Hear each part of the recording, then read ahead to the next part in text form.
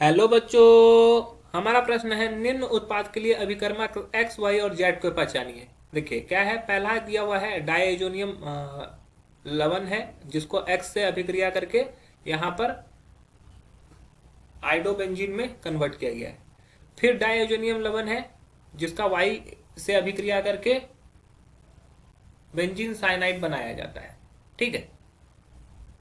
और तीसरा है डाइजोनियम लवण है जिसका जेड से अभिक्रिया करके फिनॉल बनाया जाता है। तो चलिए समझते हैं इस प्रश्न को। तो अगर इस प्रश्न की मुख्य अवधारणा को समझें तो मुख्य अवधारणा में क्या होगा कि ये जो डाइजोनियम लवण है जिसको हम लोग NH2 प्लस Cl माइनस से जानते हैं, ये बहुत ज्यादा अस्थाई होता है। बहुत ज्यादा अस्थाई होता है, अतः यह निम्न तापमान पर कितना 0 से 5 डिग्री सेंटीग्रेड पर अभिक्रिया कर लेता है।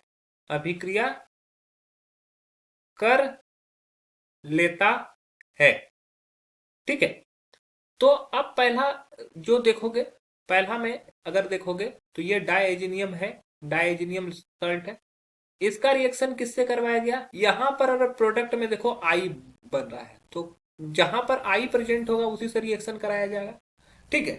तो ऑप्शन के हिसाब से हम लोग देखते हैं तो पहला है I7। I7 जो होता है बहुत कम क्रियाशील होता है, क्योंकि I7 क्या होता है, बहुत कम क्रियाशील होता है। ये जब हीट करेंगे तभी ये टूट पाएगा। लेकिन ये क्या है, दूसरा है CuI। CuI के बीच का जो बॉन्डिंग होता है बहुत कमजोर होता है।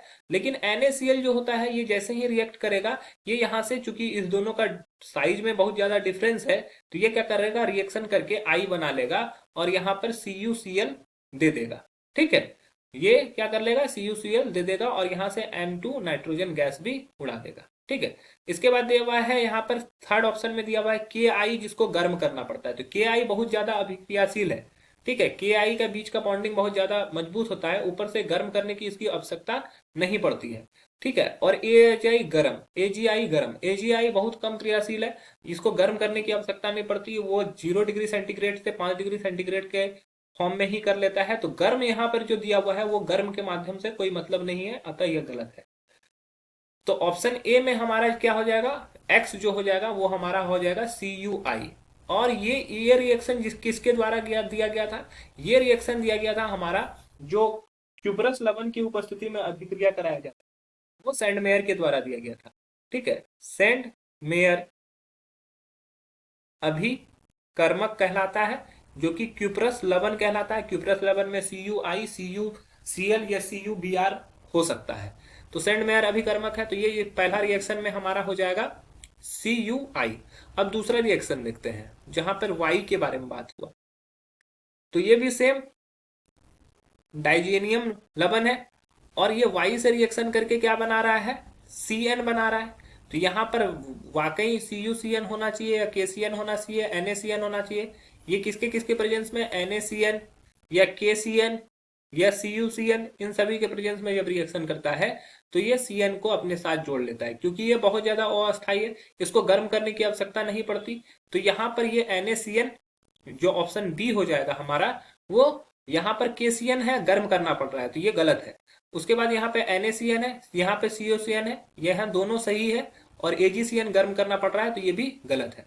उसके बाद अगर हम लोग Y को समझे तो Y हमारा A जो है, X जो निकला हमारा वो X निकला CuI, और Y जो निकला हमारा वो हो जाएगा NaCN या फिर CuCN, दोनों चीज डाल सकते हो। और Z को देखते हैं। Z में क्या हो रहा है कि यही डाइएजेनियम आयन दिया हुआ है N2 प्लस और Cl माइनस। इसका रिएक्शन किससे करवाएंगे कि फिनॉल बन जाएगा। ठीक है।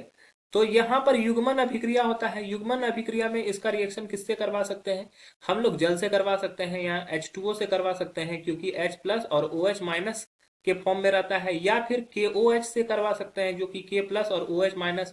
तो अगर जल और KOH की अपेक्षा करेंगे तो ये अधिक क्रियाशील है, KOH अधिक क्रियाशील है। ये क्यों होगा, क्योंकि K अपेक्षाकृत Cl को अधिक आकर्षित करेगा, तो KCl यहाँ से बन जाएगा और N2 गैस उड़ जाएगा और यहाँ पर अल्कोहल भी बना लेगा। तो Z जो हमारा हो गया वो KOH होगा या जल होगा।